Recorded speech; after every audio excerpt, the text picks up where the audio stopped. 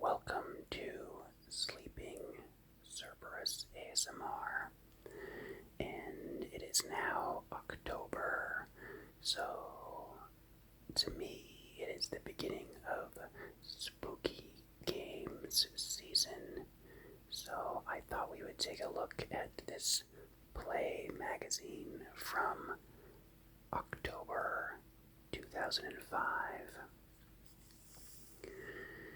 So, one of the crazy things about this to me is in this edition, we were celebrating the NES 20th anniversary, and this magazine is already 20 years old. So, the crazy thing to me is the time between the NES coming out and Condemned Criminal Origins coming out for the 360 is the same amount of time as Condemned Criminal Origins to now, which just blows my mind. It doesn't seem like this was that long ago, but yet here we are, another 20 years have passed, so if you feel old like I do, feel free to keep watching so we can go through this little nostalgic trip together. And I have a few of the interesting sections that I've highlighted for us to go through. So let's jump right into this one.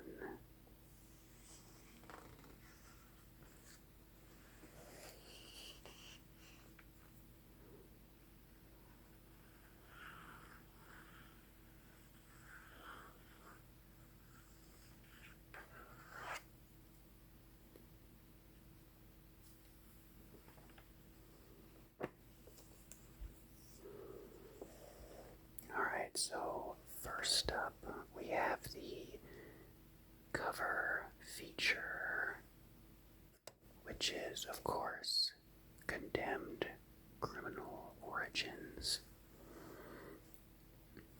Now, I actually remember playing this as a demo back in the day, and yeah, I remember this game being a little too scary for me at the time. I don't know if it would still be scary today, but this game was pretty spooky to me. Let me know if any of you played this game and if you thought it was scary.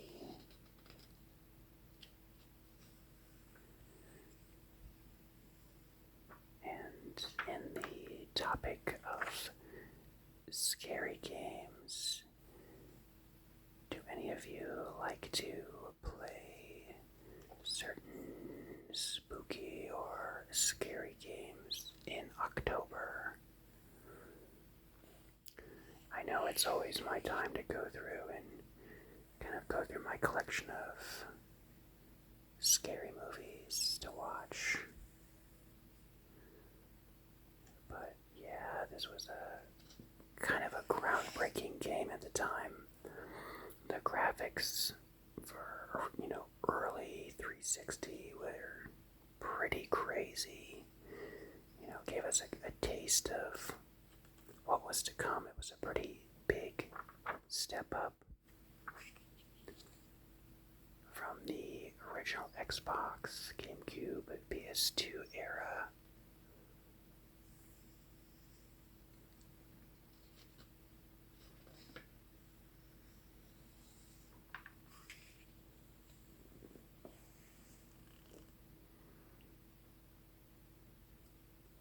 That's spooky. Spooky, spooky.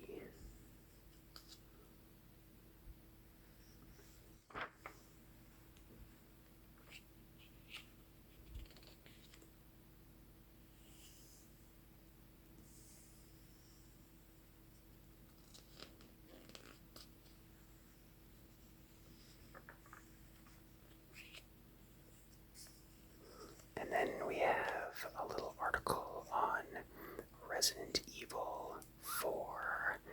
this was the PS2 edition.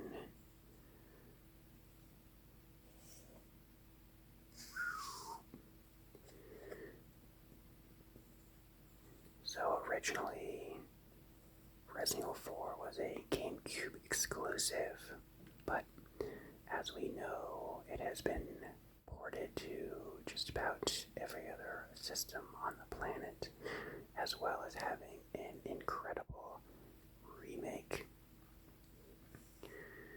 And the PS2 edition did add some really awesome content, which was the extra Ada mission and the really awesome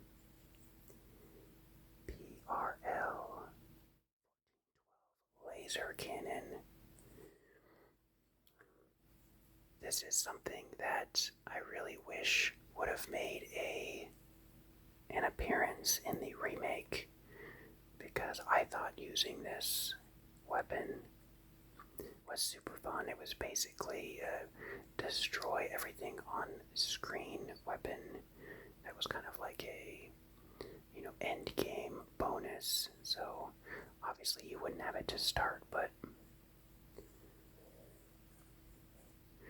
this says unsurpassed visuals, and I don't really know about that because the GameCube actually looked better than the PS2 version. But again, the PS2 version did add that extra content, so you were still in a good spot if you played the PS2 version. Nice.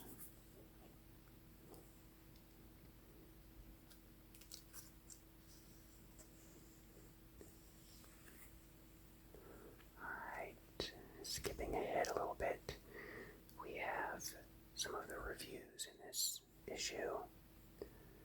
So first up, we have Ninja Gaiden Black getting a 9.5. And this was on the original Xbox. It was a pretty late Xbox release.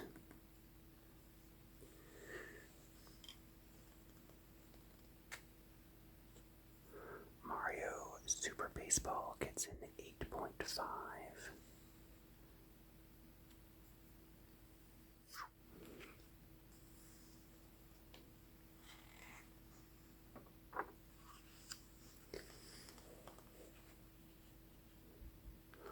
Sly 3, which I talked about in length in a previous edition of Play Magazine, gets a 9.5.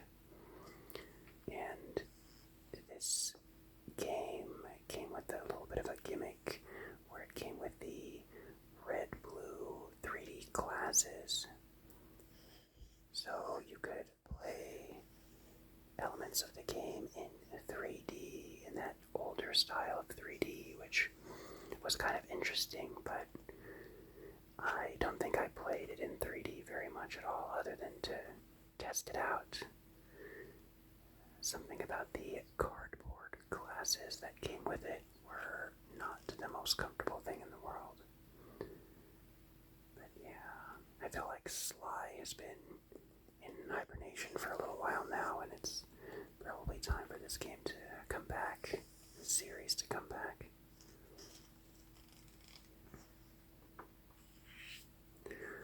Oh, okay.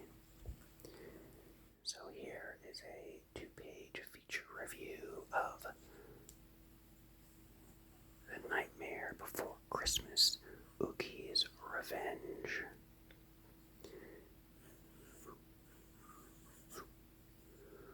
And this was another game that I thought was super fun. So this was actually created by Capcom. So it's kind of like a little bit like Devil May Cry, Bayonetta, if you've played those.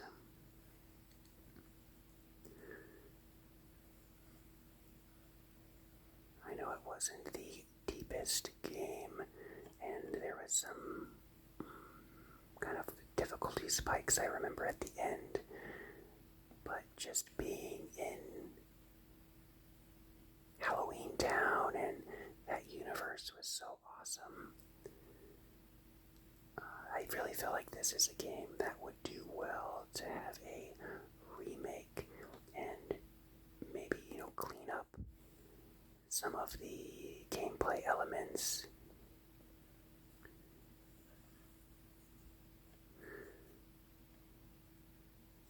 So this says, unleash the shape-changing soul robber.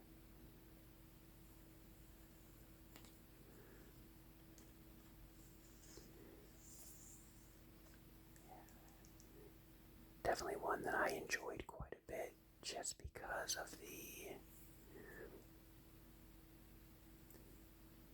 environments and the property of Nightmare Before Christmas. I love it so much. So yeah, definitely worth playing, even if the gameplay isn't the best in the world, but a pretty cool experience regardless.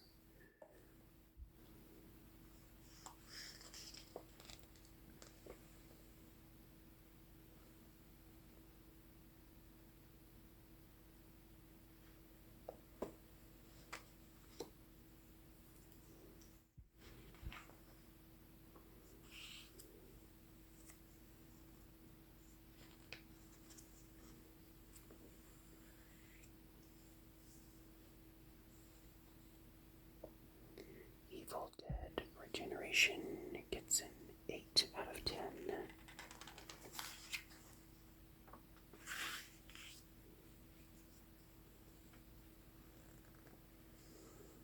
Oh, I know a lot of people loved Burnout Revenge, getting a 9.5.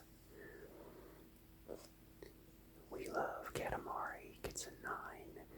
I recently played the PC port that recently came out. That is a fantastic way to play this game if you missed it on the PS2.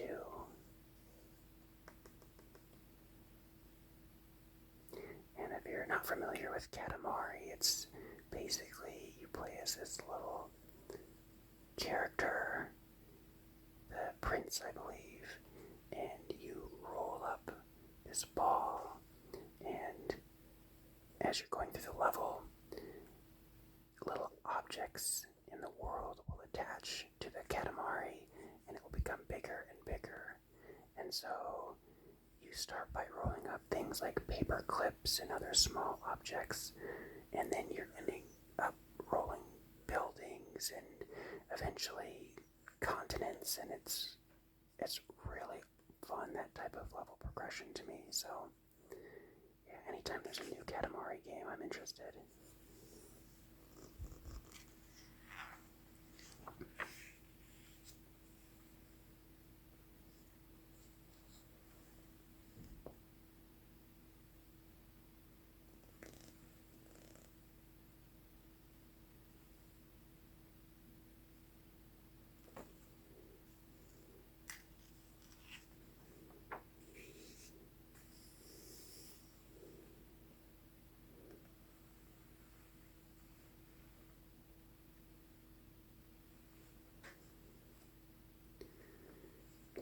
Castlevania, Dawn of Sorrow. This is one of my absolute favorite DS games.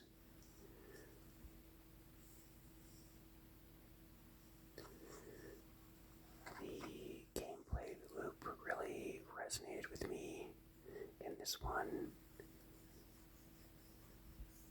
and I liked how you got different abilities throughout the game. And this was during the era where a lot of DS games, they like to play with the acronyms. Everything was Castlevania DS. Everything had the same type of naming scheme. But yeah, if you missed out on Dawn of Sorrow, this is definitely one I would recommend.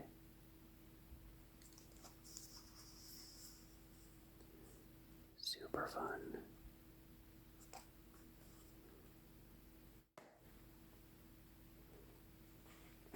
does get a 9.5 out of 10, which I think is a great score, and I agree with that. It's really good.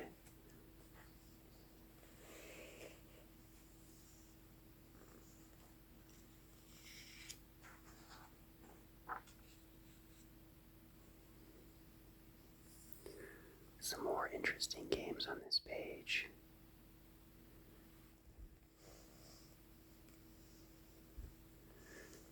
So, Trace Memory is another one that I played.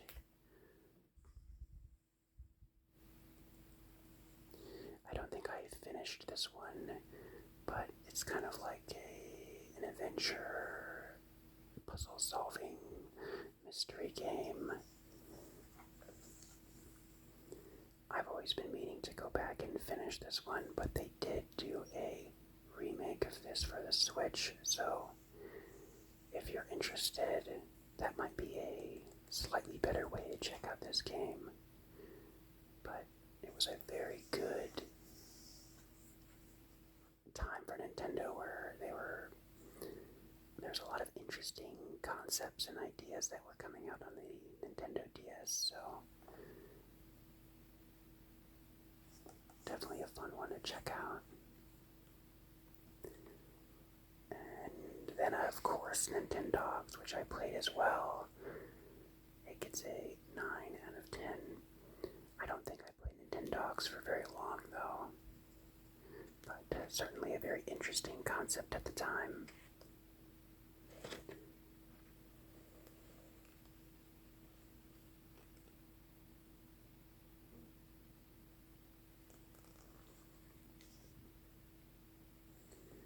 Alright, the last highlight of this issue for me is, of course, the NES 20th anniversary, with a bit of a countdown of some of the top titles.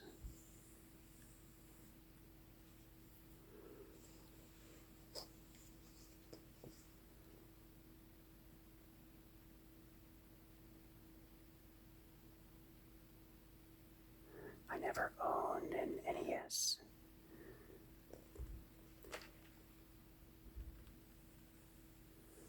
But we have games like Bionic Commando at number 16,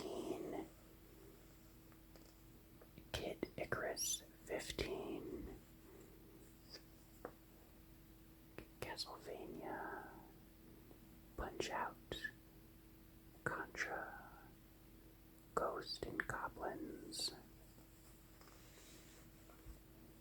Metal Gear, Super Mario Bros.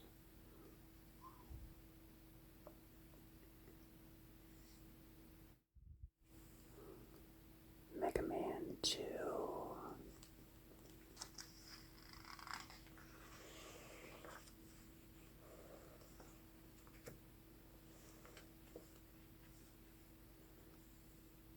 Ninja Gaiden, Super Mario Brothers 3,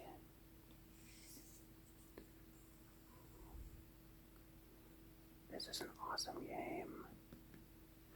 We're getting now to the best games here.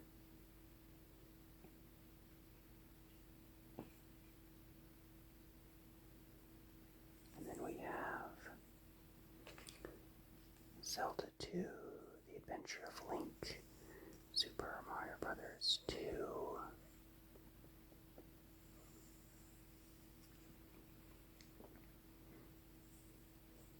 The Legend of Zelda at number 3, Castlevania 2, Simon's Quest at number 2, and at number 1 in this magazine is Metroid.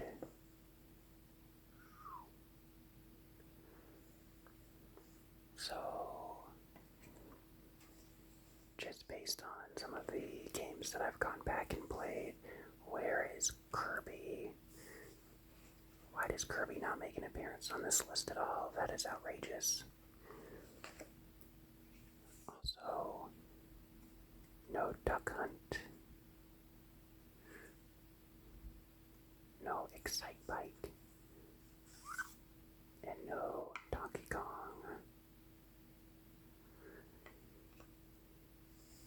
And then they have some of the Hall of Shame that they call out here.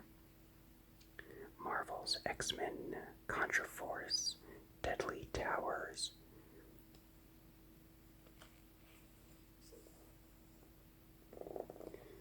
Total Recall. I'm not familiar with any of these games really. Let me know what your favorite NES game was. What did they miss out on? I know Kirby is missing. I'm sure we could find a spot for it that we would all agree on.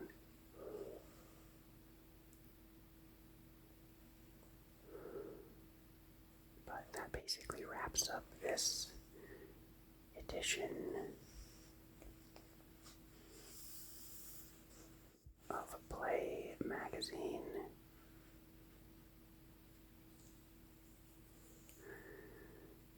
That somehow is already 20 years old.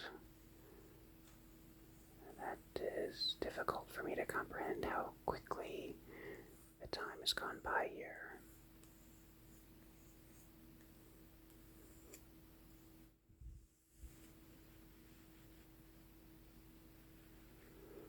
So, until the next one,